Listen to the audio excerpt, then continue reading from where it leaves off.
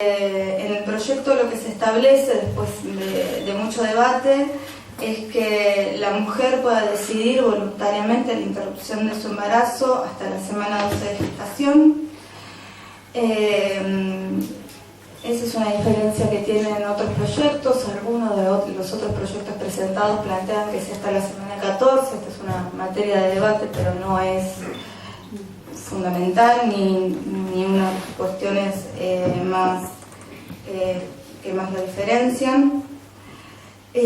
¿Por qué nosotros creemos que es fundamental poder garantizar el acceso a la interrupción voluntaria del embarazo en la Argentina?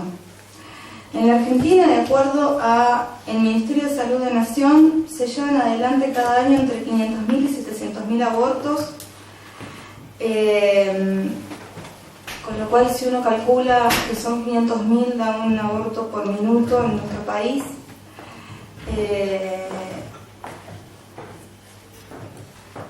Es la causa de mortalidad materno-infantil la primera causa de mortalidad materno-infantil. La mortalidad materno-infantil viene aumentando también en nuestro país. Una mujer cada 2 días muere víctima de los abortos clandestinos. Esas mujeres que mueren víctimas de los abortos clandestinos son de los sectores más vulnerables de la sociedad, lo cual no significa que las otras no sufran por los abortos clandestinos. Lo que estoy diciendo es que las que corren riesgo de vida son precisamente las que no pueden acceder a una práctica segura que está garantizada por el nivel profesional de quien realiza la práctica. Mi propia experiencia clínica me ha mostrado el sufrimiento que produce en la mujer y, aunque en menor y muy diferente medida en el varón, interrumpir un embarazo. Y como la penalización solo agrava la situación y su posible elaboración. Es por eso, y basado, entre otras, en las elaboraciones que siguen, que apoyo fuertemente su despenalización. Pese a que los que se oponen a la descriminalización del aborto ponen su centro en el destino del embrión, coincido con quienes remarcan que el embarazo se da en el cuerpo de una mujer con historia, con deseos, con temores, con proyectos. Solo así puede rescatarse la subjetividad de la mujer. Este tema se pregunta ¿qué lugar posee la mujer gestora de hijos en las políticas de Estado? ¿Qué necesidad posee dicho Estado en relación a la cantidad de habitantes? Un ejemplo claro es lo de China, que solamente permite un solo hijo y el resto obligatoriamente tiene que ser abortado. ¿Cómo influyen en ese lugar los juicios de valor con los que se rige una sociedad según las épocas? ¿Cómo interviene, como bien expuso Abel, el poder de la religión y la regulación de la natalidad? ¿Cómo es evaluada la conducta sexual, erótica, familiar? ¿Qué lugar ocupa la mujer como fuerza productiva y social? Pienso que la interrupción del embarazo no debería solamente estar relacionada con violencia sexual, abuso sexual o peligro para la vida de la mujer o la existencia de fetal de malformaciones, sino que debería estar planteada desde una elección individual. Cosa que entiendo que legalmente es muy difícil de plantear. Estoy de acuerdo con la despenalización del aborto, siempre que el mismo sea consentido por la mujer o tutores, en el caso de menores, y regulado de alguna manera por alguna autoridad competente. No sé si corresponde decir autoridad competente. Ciertamente la mujer es dueña de su cuerpo y además de su vida. Y un embarazo introduce cambios sustanciales en la misma. La mujer no es un aparato reproductor, no es un objeto, sino un sujeto con capacidad de decisión. Nuestro lema es integral. Educación sexual para decidir. Anticonceptivos para no abortar. Aborto legal para no morir. Es decir, creo que este lema abarca 3 aspectos que son fundamentales. Por un lado, la educación sexual, así como ha comenzado a darse en los colegios, las nociones con respecto a los anticonceptivos para no llegar al aborto, y por último legalizar la posibilidad de interrupción voluntaria del embarazo para que no sea clandestino.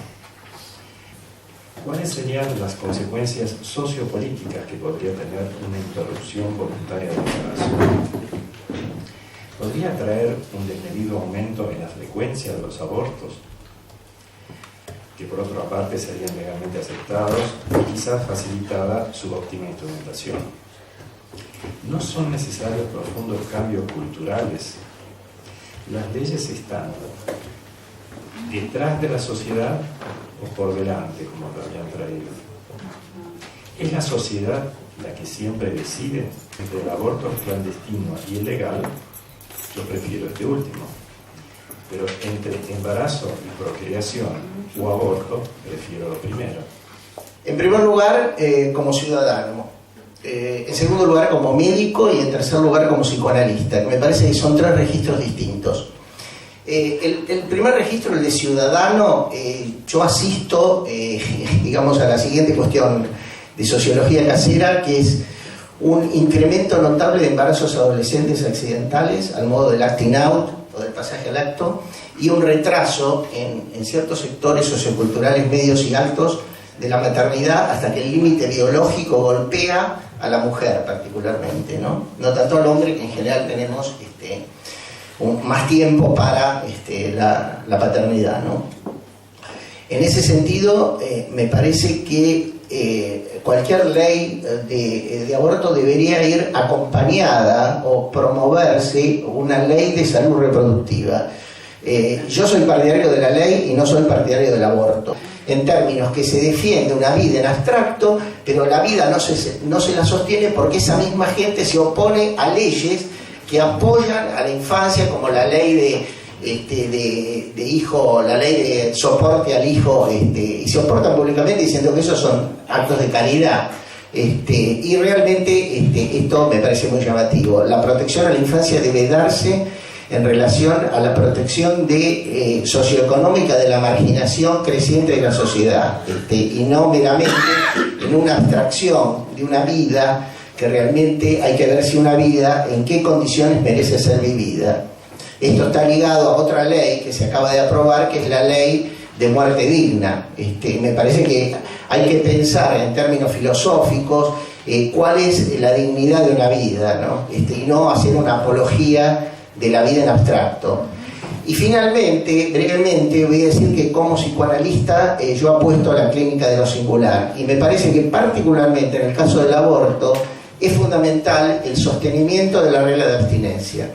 Que evidentemente estamos hablando desde dos lugares distintos, y voy a aclarar cuál es la diferencia entre despenalización y legalización, y por qué nosotros estamos peleando por la legalización. Despenalizar significa que la ley no prohíba, que la ley no lo prohíba, ¿sí? O sea, si nosotros solo lo discutimos en el Código Penal, no va a quedar prohibido por la ley, nada más. Son sinónimos. No son sinónimos, son dos cosas diferentes. Una cosa es que la ley no prohíba hacer algo, y otra cosa es que el Estado garantice con determinados estándares el acceso a gozar de algún derecho o de algún beneficio. Por eso nosotros planteamos la legalización y no la despenalización.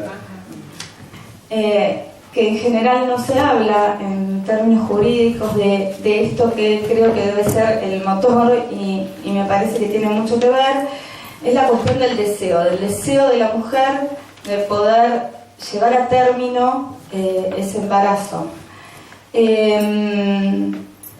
Con respecto al tema de...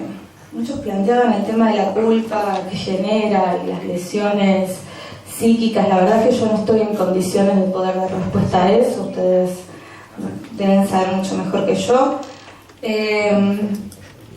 Me animo a decir, desde la experiencia que tenemos nosotras,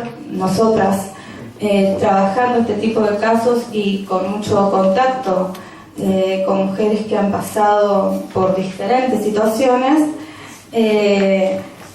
la culpa viene muy ligada a la ilegalidad en la cual, digamos, se llevan adelante este tipo de decisiones. Justamente creo que alguno de ustedes señaló cómo en el ejercicio de la sexualidad y en la falta de una educación adecuada existe el embarazo no deseado. Pero también existe porque aún los métodos anticonceptivos no son 100% eficientes.